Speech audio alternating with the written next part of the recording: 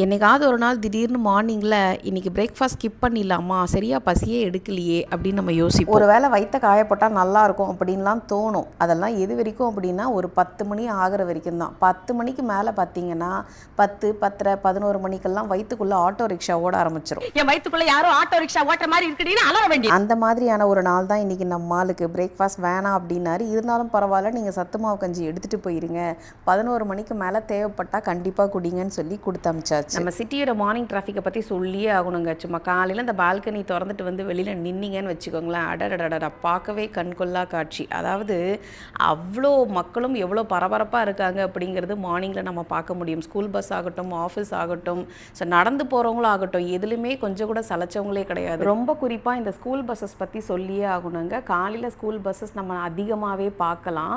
இல்லை என்ன ஒரு விஷயம் அப்படின்னா, பிள்ளைகள் அதாவது பஸ்குள்ளே இருக்கிற குழந்தைகள் ஏறும் போதும் சரி இறங்கும் போதும் சரி எந்த ஒரு காரும் சரி எந்த ஒரு வாகனமுமே வந்து ஓவர்டேக் பண்ணக்கூடாது அப்படிங்கிறது ஒரு நார்ம்ஸே இருக்குது, குழந்தைங்களோட சேஃப்டியை கருதி. ஸோ அதனால் பார்த்திங்கன்னா மேக்ஸிமம் எல்லாருமே கொஞ்சம் சீக்கிரமாகவே கிளம்பிடுவாங்க.